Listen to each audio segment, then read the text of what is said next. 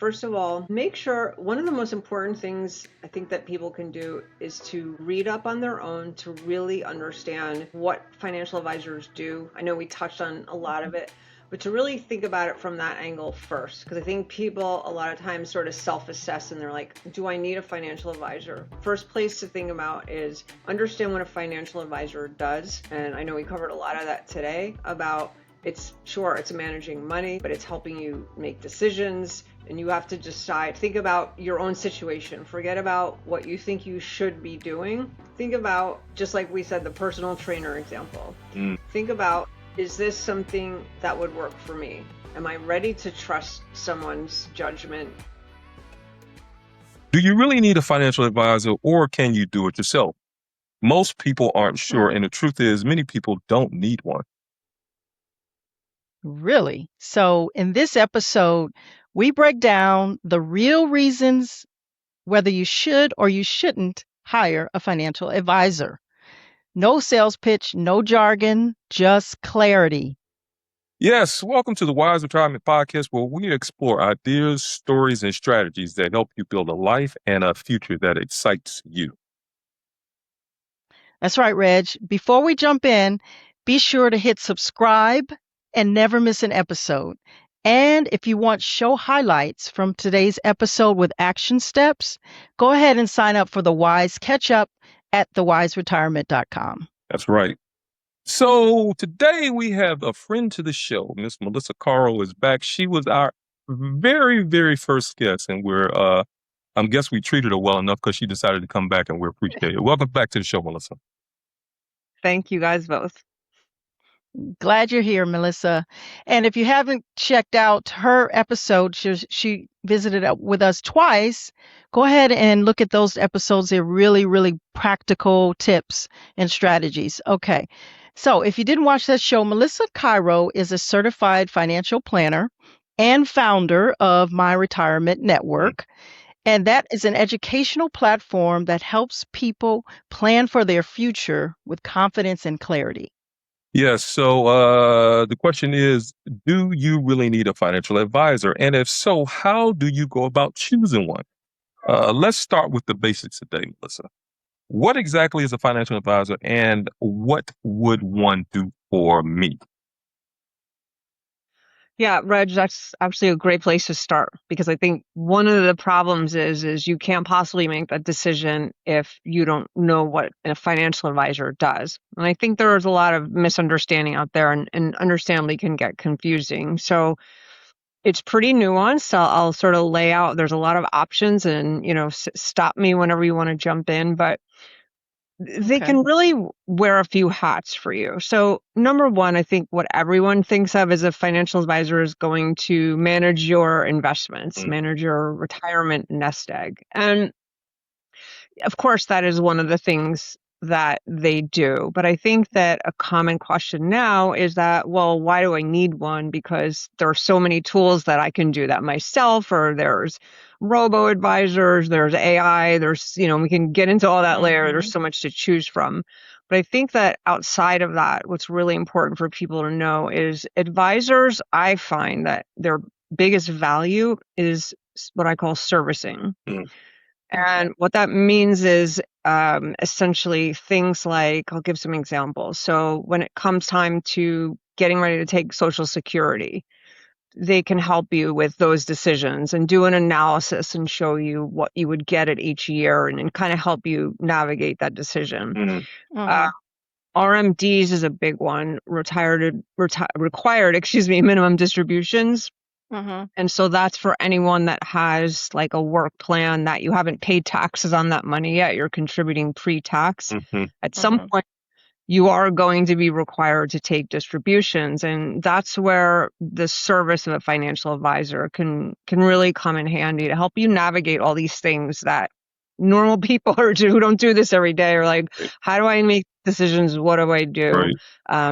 Things of that nature. And lastly, there's a lot in between, but I would say one of the most important things too is just kind of having a relationship with someone along the way, because none of us really knows what's going to happen, when it's going to happen. I could tell you that my husband and I have a financial advisor. We don't self-manage. And one of the things that gives me great comfort is knowing that in the event, God forbid, something happened to us, my son just has one phone call to make. Mm-hmm. And someone that can help guide him through all the different accounts and what's going on. So a lot of times a financial advisor can be a really big help in almost becoming part of your financial family, so to speak. Whoa. Just a quick follow-up. So if, let's say, for instance, I choose a financial advisor, am I Mhm. tied to this financial advisor for a long term? Is it something I can do short term? You know what I mean? Because some people may think it's a lifelong partnership and it could be a short term thing. So how do you manage that process? Sure. Good So question. one of the things to remember overall is that you're the client.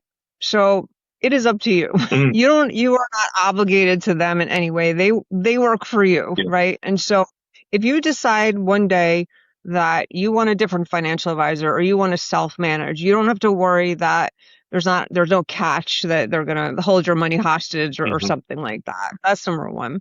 Um, Number two, there are a lot of ways to have a financial advisor. So if they are managing your assets, then that would be a little more of a complicated process to let's just say you wanted to switch financial advisors. Then you would have to initiate a transfer of that money Hmm.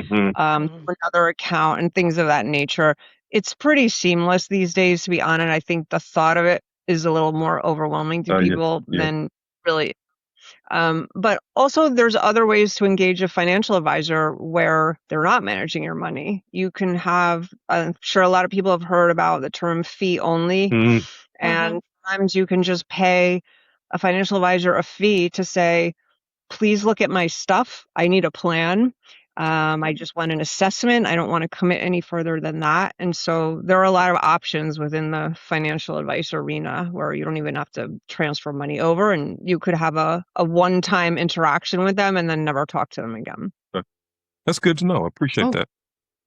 yeah, that is really good to know. So there's options. It's almost like not a smorgasbord or a buffet, but almost like that. You don't, there's not a pigeonhole of financial advice that we can either pay for a percentage basis or fee based or like you mentioned, robo advisors or even AI.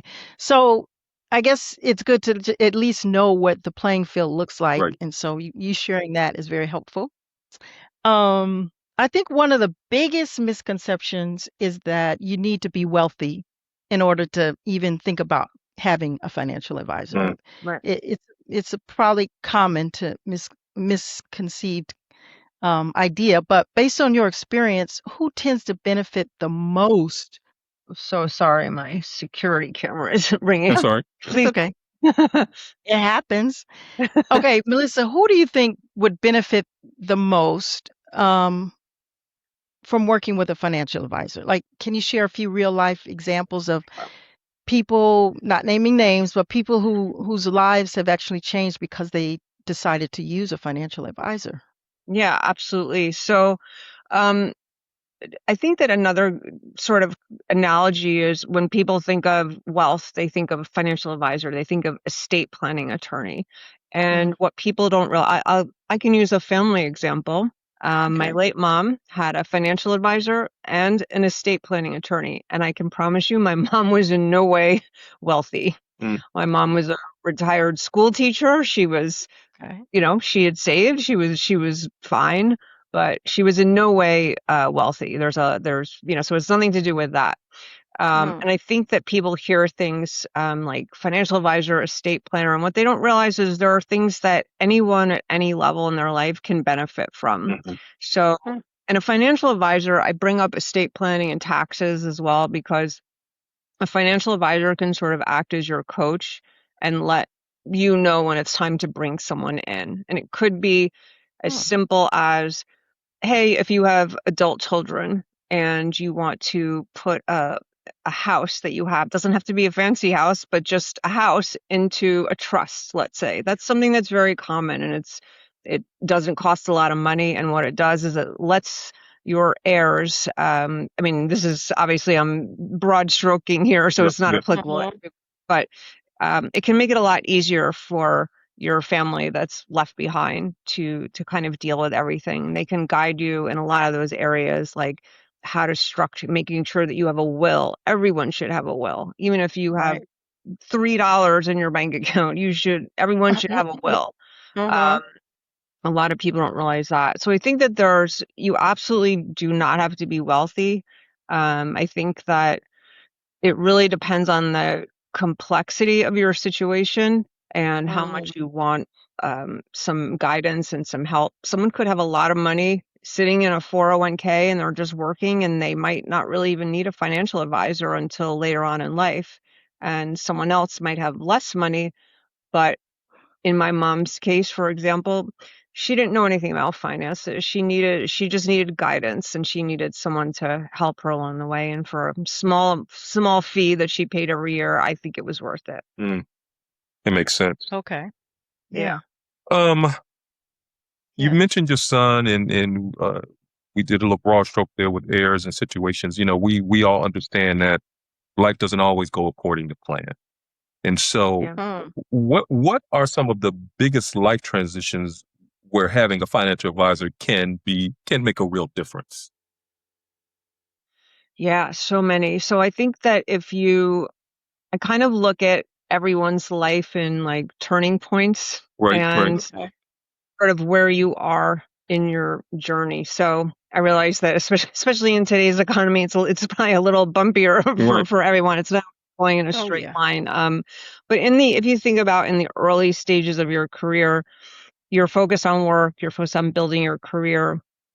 Maybe you're Mhm. starting to save for retirement in a company plan like a 401k or Hmm. whatnot, and accumulating an emergency fund. So that's sort of what we call the accumulation phase. And I think that guidance along certain points can be helpful. Maybe if you have a work plan, for example, they might offer you some financial advice through your 401k program. And that Right. will just help you with things like, how do I allocate this money in my 401k? I'm kind of left on my own to do that. But do I really need to pay for a financial advisor, or do I need them managing it? Maybe not. Maybe at that point you just take advantage of whatever. Most company plans will offer you some kind of simple advice. And you're really just in that phase of your life where you're putting money away and that's kind of your focus. I think that along the way, as we start to get older, things Mhm. become, like with everything, more complicated. Mm, Right. You don't have, I mean, I could go on and on and on, but probably like the top few would be, first of all, you do want to check in with someone, let's just say in your 40s mm, at the very least. Just make sure you're invested properly, because if you think about the older we get, not to be morbid, but the less time we have on right. our side Of course. It's true. to Mhm. have growth in the market or to make sure that we're invested properly. And so you kind of want to catch those before it's too late, so to speak. And I think that also the closer we get to making Social Security decisions, like I mentioned before, making sure that we have someone to guide us even through the Medicare process, or whether or not we're going to need long-term care. Mm, And a Mm. lot of times at that stage in our life when we're, above the middle age category, a lot of us are dealing with maybe caring for aging parents, mhm, Mhm. which can be costly, among many other things. And Right. also at a certain point, you might get an inheritance, which sounds, might not be huge, but you might get something. And sometimes it's helpful to have an advisor, kind of give you some guidance on what do you do when you have a windfall. So I could, like I said, I could probably list 10 more things, but I think it gives you an idea of, Mhm. if you think of the various stages in your life that we're all going to Mhm. go through at some point, mm. and having some objective outside advice can definitely be helpful. I like Yeah. that. So I guess the accumulation phase you said is in your 20s and 30s or 40s? 20s, The 30s, accumulation. 40s, I would even say 50s. I think the easiest way to cut it off is just to think about like where we spend our lives accumulating, but at some point we move into what I would call the distribution phase, and that's a really kind of overwhelming concept for most people, is that when you decide to retire, or if you've sadly, this is happening a lot now. People, like, let's say in their late 50s, early 60s, who didn't plan to retire are losing their job. Mm. And now they're Yeah, that happened to me. decisions like, well, should I just take an early retirement? Am I prepared? And so if you are Mhm. retiring for whatever reason, and you're going to start needing that money to live on because you're not working anymore. So that's your, what I call, distribution phase. Mhm. And pretty overwhelming for the rest of us, of how do I Right. know which accounts to, what are my tax consequences, which accounts do I take money Mhm. out of, and how much money should I take every year, and am I going to run out of money, Right. and all kinds of things. So that's your distribution phase. I feel like what you don't know, what we don't know, but what you're opening up for me is a lot of questions regarding to have a financial advisor or not. But it would seem to me that maybe hiring in the accumulation phase at some point in your maybe mid 40s or 50s, hiring a fee-based financial advisor might be good to assess like my financial situation, and then have a conversation, and then have them maybe 5 or 10 years later maybe reassessed, and just kind of have that person on the Rolodex or whatever on your phone to Yeah. call when life transitions happen, um, and things of that nature. So this is very helpful, Yeah, I for think. sure. Yeah, absolutely. And I think I can add to what can sort of discern about one thing that I don't want to say no financial advisors, but the financial advisors are not there to help with things like budgeting or, basic budgeting, debt management, things of that nature. I think that sometimes people confuse that. And if that's something that you're early on and you're really struggling with, you don't need a financial advisor. You need maybe a debt counselor or a budgeting app or something like that. But that's not something that you're really going to get from a classic financial advisor relationship. Okay. Okay, so that's good to know too. In terms of, let's look at the other side of the coin, Melissa. So those are clear cases of where you might, want to get a financial advisor. Sure. And what about, can you think of situations where someone may not need a financial advisor, or at least not yet? Like, what kinds of people are often capable of successfully managing their own finances? Sure. And that also so some of that is just a matter of preference. And how much you want to dig into learning about finances yourself. Some people really Mm. enjoy that, actually. Yeah. I know people who have fairly significant wealth that are self-managing. It doesn't have to be, you don't have to have a financial advisor. So you kind of have to, I always think a good analogy is thinking about a personal trainer, is that Mm. none of us really need a personal trainer to exercise. Like we could go to the gym, We need the or I could, motivation. right, exactly. That part. And they might help us with things like form or teach us things that we didn't know. But if I'm someone who's really interested in that and I want to read all about it, I could self-manage, right, my Right. fitness routine. I could buy a few dumbbells and kind of do my own thing. And it's not to be silly about it, but really it's that I know people at various stages who decide they can self-manage. I think that what I've seen is no matter how much wealth within reason, I mean, obviously, if you're a billionaire, not a problem, but for the most part, even people who've saved a lot and worked really hard and have really nice amounts saved, they still worry about running out of money, and they still find that, having some guidance is helpful. But I know people who are confident in their abilities to understand how to be conservative with how much money they're using, and they're just naturally really good at Mm. budgeting, debt management, not overspending, making decisions around, do I need long-term care insurance, or what am I going to do in the event of XYZ? And I would say, I'll use myself as an example. I probably could be someone who could do all that. And I choose not to because I don't want to be bothered with it.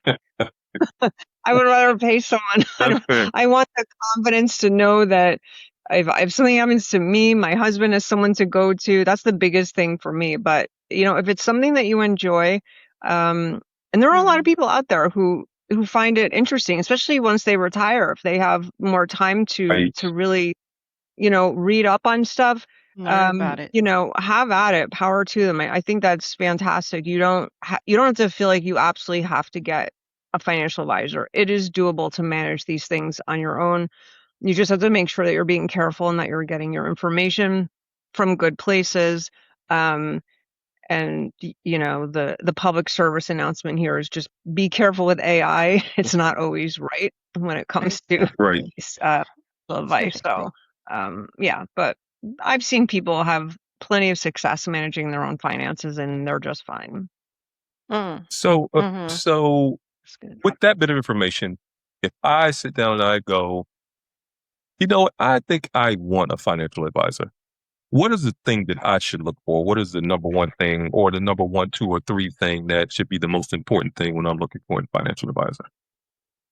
Mm. Yeah, so that's really it's a kind of a mix. And I think a lot of it is personal preference. I mean, Okay. it's always I could tell you look for credentials. I mean, I'm slightly biased. I'm a CFP, and I do think that I'll share with you that the journey to get that designation is pretty significant. You kind of have to go through it's pretty much like a year-long process, give or take, where you have to go Mm. through some significant training. You have to take a pretty hefty exam. Mhm. But by no means is it perfection. Mhm. I know plenty of non-CFPs who can be great financial advisors. It's just a good place to start. You know that your advisor is invested in their own education, and things of that nature. One of my favorite things to think about is asking friends if they have an Mhm. Yeah. advisor that they like, because Mhm. they've already had the experiences with them. And some of it can be, like just like we spoke about before, that you're not marrying your financial advisor. Right. So one thing you could do is sort of start slow, start small, and just check out some free resources. I think that a lot of times your bank and credit union might have financial advisors available to you that are willing to do like, hey, start with this. Like, give me an assessment. Here's what I have. I have this much in Mm. savings. These are my retirement accounts. I own a home. These are my basic plans for retirement. How am I looking? And Mm. sometimes just starting that conversation with someone can give you an idea of really how you feel. And it sounds kind of silly, but at the end of the day, most good advisors are going to have the education. They're going to have the technical knowledge. They need to be licensed to manage your money. And some of them have a few credentials after their name. But Mhm. this is a really important job. If you're going to go all in with someone, you want to make sure that you have a good rapport. Mm. And this is the person that you want to talk to and you feel comfortable with, and that they're willing to explain everything to you, even if you don't get it on the first bounce, and that they're patient. Right. And so those are all things, like I call them soft skills. I work with a lot of advisors, training them in this area actually, and those things to me are just as important as the technical side. Mm. Good to know. Okay. Yeah, I didn't know. Go to maybe your bank, your credit union, and see what type of financial advisors they may offer. Um, Yeah. don't think I knew that. So that's good. No. If we could give a check, okay, Melissa, you just literally kind of gave us a checklist, but if if you could give a checklist to help someone decide whether it's time to work with a financial advisor, Right. maybe myself, I'm 60. I'm working 2 part-time jobs. I have I own a home and a duplex and some rollover 401ks. I guess that's basically it. Right. I mean, I guess if I had to sum it up, so one of the biggest things, and this sort of goes back to the self-managing, is, am I confident to make these decisions on my own? When we think about things like, am I going to feel okay? It can be a little scary to just start to think of when you get to the point when you are going to, or you're planning to retire, and you're wondering, do I have enough? And also, how am I going to navigate this? Like, how do I know how much money to take out every month to live on, or how is this going to work? And, Yeah. kind of understanding it, you can make those decisions on your own. I mean, there are, if you do some searches, there are free tools out there. I know that some of the major, I won't mention any one name, I don't favor anyone, but some of the big firms Mm-hmm. might have an online tool where you can even plug in some of your numbers, and they'll tell you what, and some of them have like a great tool with like a sliding scale where you could say, okay, I have this much saved.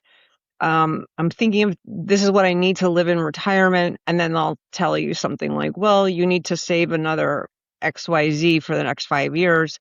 And then you can play around with those numbers. That is something that I find really, really helpful, to just kind of understand if you're ready to retire and have enough. So I would say you'd want to know, like, am I comfortable making those decisions, on my own? Okay.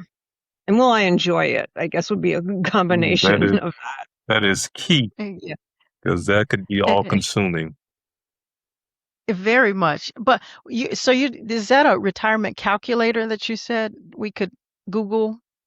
Yeah, if you look at, I think if you just search retirement calculator, that should probably Okay. bring up, I call them like some of the large wirehouses or the really large investment banks have little tools there that say, it'll ask you to plug in some numbers, and they're just kind of, Okay. I've played around with them sometimes, and they're, Yeah. they're pretty good. It's a nice way to just get some guidance, and it's obviously based Okay. on their experience, however they designed that tool, but Right. it gives you just a basic overview. I think that the biggest challenge is always, in life anyway, that none of us really knows what's going to happen or what kind of challenges we're going to face, health wise, homes having damage, or, who knows. But I think that that's a really good place to start if you decide that you want to sort of self-manage, to just see, am I even ready, financially? Am I even ready? That's very good. Yeah, so I'll have to Google that. What about, that goes back to the you don't know what you don't know. Like, say I retire in 4 or 5 years. Sure. I have no idea about the tax implications of my Roth versus my 401k distribution. So in my case, I would want to probably hire, I'm thinking out loud, a financial advisor for a fee, Right. to assess my situation and just give me some guidance on what are your suggestions for how I should take my money out.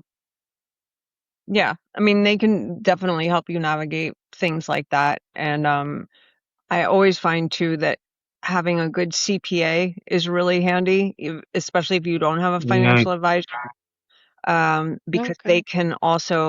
they can help you with that. The financial advisor, the CPA, is going to really look at the tax implications of whatever actions that you take. Yeah, we need that. They're not there to give you the overall, like, well, we could take from this account versus this account, or we could, they're not a financial advisor per se, but a CPA can be, a very handy tool to have in your toolbox, for sure. Especially the tax Okay. laws are changing all the time. I mean, I can't keep up with that myself. So that's also, another option if you wanted to kind of self-manage. I would say that you probably want to make sure that you have a CPA on your side, because the decisions you're making are going to affect your taxes. Yeah. Now, I know people who do have a conversation with their CPA and their CPA and their financial advisor, sort of like a powwow, like a team meeting, or sort of. Yeah. So Oh, you that's mean another together? option, I think. right. Like a team meeting. Let's get my CPA and my financial advisor and me on the phone, and Right. let's talk about the implications of what I am planning or thinking of doing. Interesting. I hadn't thought Yeah. about that. I will say that a good financial advisor is going to have a pretty solid overview about tax implications for things like that.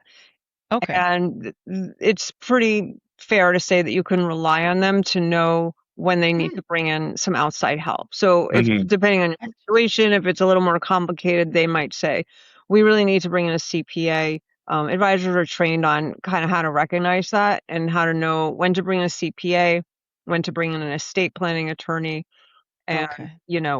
what an advisor can and can't do. They'll be pretty explicit about for sure. Very cool. Oh my God. I have learned a lot. Thank you so much. So to recap, let's see. Reg, you might have to help me and Melissa on this recap. But to recap, what we've learned is you you can self-manage You can self whether manage. you're have a whether you have $1 million in the bank or 200,000 in the bank. Absolutely. You can self-manage, or if you feel more comfortable with making decisions about your money, you can hire a financial advisor for a fee or percentage of your money, or get a RoboCop, not a RoboCop, RoboCop. a robocall uh, advisor, or your local bank or credit union to get some advice. Gosh, we Absolutely. learned a lot. So what am I missing? The only thing I would probably add would be probably pull somebody in at different stages of your life. I think Melissa mentioned, as you're accumulating, you might want to you get to your 30s, 40s, you might want to talk to somebody and say, hey, you know, Okay. where am I? Am I on track? Because everybody has a different goal in mind anyway. So I think that's a very good point about having people come into your life in stages in different financial advisors, or the same financial advisor in every 10 or 15 years or so. Yeah, absolutely. I mean, I'll say that it doesn't necessarily always have to do with wealth or with age. I mean, sometimes there's young people who are working and they're being paid in stock options, and that's something that can get really complicated, and they might need a financial advisor versus someone who's not.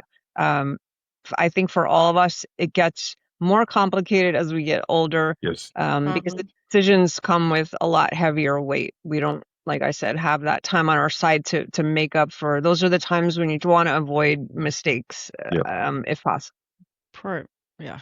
So I guess the next question I would have is, what is the thing that you leave us with today that related to a financial advisor, or just this finance industry period, and people out here trying to navigate it themselves, or what is the Yeah. one thing you would like people to walk away with? That's a good question. I think that there's I'll say two things. First of all, make sure one of the most important things I think that people can do is to read up on their own to really understand what financial advisors do. I know we touched on a lot of it, but to really think about it from that angle first, because I think people a lot of times sort of self-assess and they're like, do I need a financial advisor? First place to think about is understand what a financial advisor does. And I know we covered a lot of that today about it's managing money, but it's helping you make decisions, and you have to decide, think about your own situation. Forget about what you think you should be doing. Think about, just like we said, the personal trainer example. Think about, is this something that would work for me? Am I ready to trust someone's judgment? Do I want to have a partner?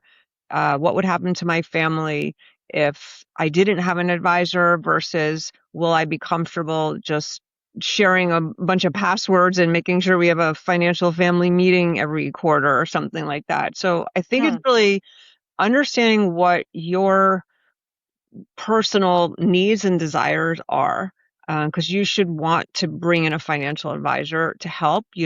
There's no rule book that says that you have to have one. And I think that's probably a really good place to start. And then to also understand, to remember that you're the client and you can interview financial advisors. In a sense, you can most financial advisors are not going to charge you for your first meeting. They'll have most of them are going to have some form of meet and greet or whatever they call it. Every firm has their different process, but you can feel free to meet with a few financial advisors and sort of interview them You're right. Yeah. and see who you like. And there's no obligation. I know for a lot of people it can feel like a scary process, but Mm-hmm. you have to remember that you're in the driver's seat. You don't need to share documents in the first meeting. You don't need to disclose anything. And if you don't like them, you're allowed to leave. So it's really important to remember that you are the potential client for them. And so take it at your own pace.